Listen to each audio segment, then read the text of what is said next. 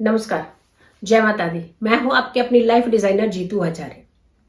कई बार हमें लगता है कि नवरात्रि आ गए, गणपति का महोत्सव आ गया या फिर सावन आ गया, तो हमें कौन से उपाय जो है वो करने चाहिए जो कि हमें बहुत ज्यादा फायदे देते हैं। गुप्त नवरात्रि की बात करें, जब गुप्त नवरात्रि आते हैं तो पहला इंडिकेशन ये है कि गुप्त रह करके कुछ कार्य करने चाहिए। वैसे भी कहा जाता है कि घर के अंदर भी हम एक जनरली बात करते हैं तो हमारे पेरेंट्स भी हमें कहते थे कि कोई भी चीजें करते हैं उसके लिए शोर मत मचाइए, गुप्त तरीके से कीजिए, आराम से कीजिए, शांति से कीजिए। तो इसका मतलब यह है कि कुछ इम्पैक्ट इन चीजों का होता है जब हम शांत रह करके, एकाग्र होकर के किसी भी कार्य को करते हैं।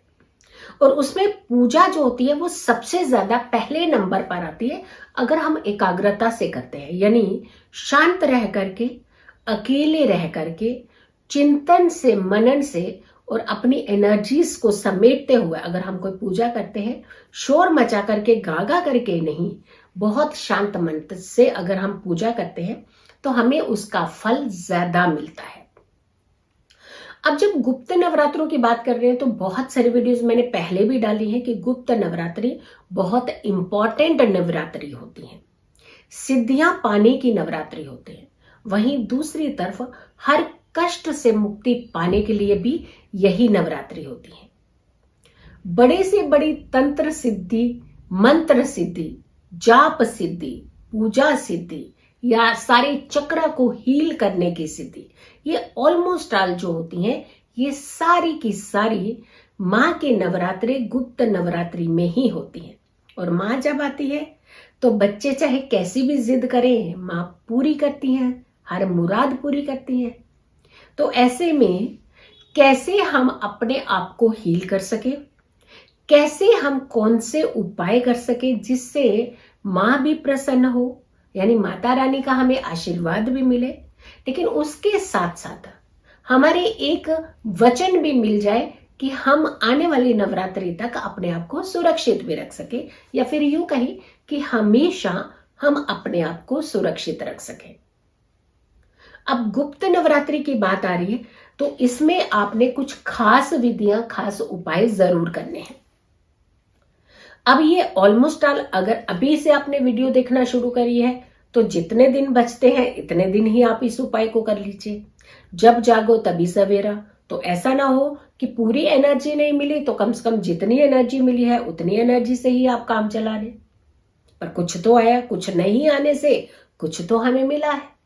तो ऐसे में क्या करना चाहिए, कौन सी ऐसी दैवीय चीज आप तैयार कर लें अपने इर्द गिर्द, अपने आसपास एक पॉजिटिव ऑरा क्रिएट करने के लिए, प्लस आपको, आपके अपनों को सुरक्षित रखने के लिए। मेन दिक्कतें क्या होती हैं कि हम सुरक्षित रहें, हम स्वस्थ रहें और हमारा काम चलता रहे। यानी स्वस्थ तब रह सकते हैं जब आप टेंशन फ्री रहेंगे। किसी भी तरीके की टेंशन जो होती है वो सबसे बड़ी परेशानी का कारण होती है। ऐसे नहीं कहते थे, कहावतें जो होती हैं वो हमारी जिंदगी में कहीं ना कहीं बहुत बड़ा असर डालती हैं।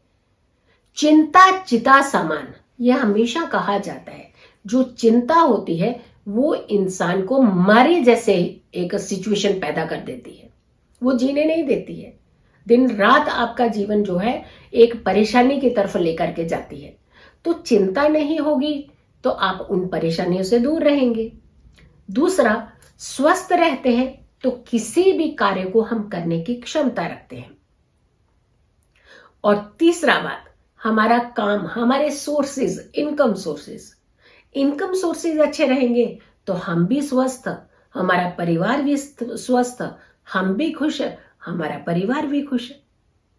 क्योंकि कहीं ना कहीं इनकम बहुत बड़ा कारण हो जाती है कि घर के अंदर इनकम ही ना आए, स्टॉप हो जाए, एकदम स्टक हो जाए, तो कैसे जीवन चले। तो यानी कुल मिलाकर के स्वस्थ भी रहना है, चिंता मुक्त भी रहना है, प्लस आपके काम भी चलते रहे, यानी इनकम का सोर्स भी बना रहे।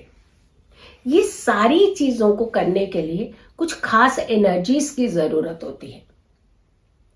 अब हेल्थ का इश्यूज आता है जब आपका लग्न कमजोर होता है, लग्न का स्वामी कमजोर होता है और 6, 8, 12 के साथ उसका खास कोई कंसर्न बनता हो और आपके प्लेनेट जो है पाप कर्तरी में ज्यादा हो या मेलेफिक प्लेनेट का ज्यादा एस्पेक्ट आपके लग्न के ऊपर हो, तो आप ज्यादातर बीमार रहते हैं, स्ट्रेसफुल रहते हैं। लेकिन इनकम नहीं आती है तो छठा भाव और दशम भाव, इन सारा 2 भावों का खास कंसर्न रहता है। पे जैसा काम करेंगे पैसा तो वहीं से आना है, इनकम तो वहीं से आनी है। तो यानी कुंडली के ऊपर भी ग्रहों का भी बहुत ज्यादा इंपैक्ट रहता है। लेकिन कोई खास मौके होते हैं जहां हम एक अगर कहते हैं पिन भी मारे तो वो सही सटीक जगह पे जाकर के बैठे। तो कौन से ऐसे उपाय होते हैं, कौन से तरीके होते हैं, ये हमें जरूर देखने चाहिए, अपनाने चाहिए।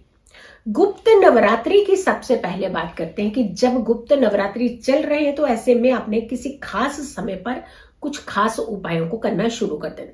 पहले उपाय बताती हूँ, तरीका बताती हूँ और फिर मैं समय बताऊंगी कि इसी समय ही इन उपायों को करना है, जिससे आप बहुत ज्यादा एनर्जी जो है अपने इर्द गिर्द क्रिएट कर सकें। सबसे पहला काम आपने क्या क्या चीजें इकट्ठी करनी है। लाल रंग का आसन होना चाहिए आपके पास, और वो आसन भी आप कोशिश कीजिएगा कि अगर वुलन आसन मिलता है, गर्म आसन जिसे हम कहते हैं, ऐसा कोई आसन मिलता है तो बहुत ही उत्तम होता है। काले आसन का प्रयोग आपने बिल्कुल नहीं करना है, ऑप्शंस मत ढूंढिएगा। लाल आसन मीन्स लाल रंग के ही आसन का प्रयोग करना है। और दूसरी बात, आपके पास लौंग जरूर होने चाहिए। और तीसरी, आपके पास होनी चाहिए स्फटिक की माला। अभी देखिए तीनों चीजें बहुत इंपॉर्टेंट है। पहला लाल रंग का आसन, दूसरा लौंग और तीसरा स्फटिक की माला, और एक ऐसा पात्र जिसमें आप जल भर करके अपने समक्ष अपने सामने रख सके। करना क्या है, हर दिन जितने भी दिन गुप्त नवरात्रि आपके बचे हुए, जब भी आप वीडियो देख रहे हैं उसी के आगे से ये उपाय करना शुरू कर दीजिएगा। मान लीजिए आपने आज ही वीडियो देखी तो आज से शुरू कर दीजिए। जितने दिन बचे हैं नवरात्रि वो पूरे कर लीजिए, आप उपायों को पूरा कर लीजिए, ताकि आपको भी एटलीस्ट कुछ एनर्जी, कुछ फायदा, कुछ लाभ आपको मिल सके घर बैठे। कोई बड़ा कुछ काम नहीं करना, बड़ा आसान तरीका है बट फायदा बहुत ज्यादा है। आपने लाल आसन पर बैठना है और अपने चारों तरफ, यानी जैसे हम ये आसन पर बैठे हैं तो 2 फ्रंट के हमारी वो जो है डायरेक्शंस बनती है, 2 पीछे की डायरेक्शन से, यानी अपने चारों तरफ आपने left hand, right hand, right left में आपने, जैसे पहले आपने राइट हैंड में कुछ रखे, फिर लेफ्ट में रखे, तो फिर ऐसे पीछे की डायरेक्शन पीछे, तो अपने चारों तरफ आपने 8-8 लौंग रखने हैं। लेकिन लौंग कैसे रखने हैं, जो फ्लावर का पोर्शन होता है, फ्लावर के साथ फ्लावर को टच करना है। यानी आप ध्यान से देखिएगा, जो आगे फ्लावर होता है लौंग के, फ्लावर से फ्लावर को ही टच करके आपने ऐसे 8 लौंग हर डायरेक्शन में अपने रख देने हैं, यानी चारों डायरेक्शंस में, चारों दिशाओं में। उसके बाद आपने एक मंत्र का जाप करना है, ओम ऐं ह्रीं क्लीं चामुंडाय विच्चे। ओम ऐं ह्रीं क्लीं चामुंडाय विच्चे। इस मंत्र का आपने 3 माला जाप करना है हर दिन। और उसके बाद आपने ये चारों साइड के लौंग जो है वो उठा लेने हैं, उसे एक लाल कपड़े में बांध करके रखते हैं। हाँ, लाल कपड़ा भी जरूर होना चाहिए साथ में। लाल कपड़े में बांध करके आपने रखते जाने हैं। लास्ट में आपने जल लेना है, जल को थोड़ा सा जमीन पे डालना है, हाथ में जल लेकर के माँ को प्रणाम करना है, और आपने अपना आसन अच्छे से फोल्ड करके एक समेट करके संजो करके रख देना है। जितने भी लौंग है वो सारे अपने पूजा स्थान पर रख देने हैं। जितने दिन बचे हैं इन उपायों को करते हैं। अगर आपको एक भी दिन मिल जाता है तो एक दिन में ही कर लीजिए इस उपाय को, और छोड़िएगा मत। अब समय आता है कि समय कौन सा होना चाहिए जब आप इस उपाय को करें। रात को 11:15 के बाद ही आपने इस उपाय को करना है, पहले नहीं करना। जितना समय भी लग जाए आपको माला जपने में, तो आपने 11:15 के बाद, रात्रि के ही आपने इस उपाय को करना। गुप्त नवरात्रि, गुप्त तरीके से, शांत मन से, सारे परिवार के सदस्य आराम कर रहे हो, रेस्ट कर रहे हो, कोई कुछ कर रहे हो, लेकिन आपने अपनी एनर्जीज क्रिएट करनी है। तो देखा आपने, ये फायदा तो बहुत देगा। अब इसका फायदा क्या है, लाभ क्या है, दूसरी वीडियोस में जरूर देखिएगा मेरी। इसकी अगली वीडियोस होंगी कि ये जो लौंग आपने इकट्ठे किए हैं इनका क्या क्या कर सकते हैं, इसका लाभ कैसे ले सकते हैं, मेरी नेक्स्ट वीडियोस में जरूर देखिएगा। क्योंकि बहुत दैवीय लौंग जो आपने तैयार किए हैं, अपने पास रखे हैं, बनाए हैं, माँ की शक्तियां, माँ की एनर्जी जिसके अंदर क्रिएट की है, तो उनका लौंग का प्रयोग आप कैसे कर सकते हैं, क्या फायदा होगा इससे आपको। तो मेरी अगली वीडियो का इंतजार कीजिए। आप खुश रहिए, स्वस्थ रहिए, पॉजिटिव रहिए। अगर आप लोगों ने अभी तक मेरे चैनल को सब्सक्राइब नहीं किया तो जरूर कीजिएगा। वीडियो ज्यादा से ज्यादा लोगों तक जरूर शेयर कीजिएगा। मेरी आने वाली वीडियो का करें आप इंतजार। तब तक के लिए नमस्कार।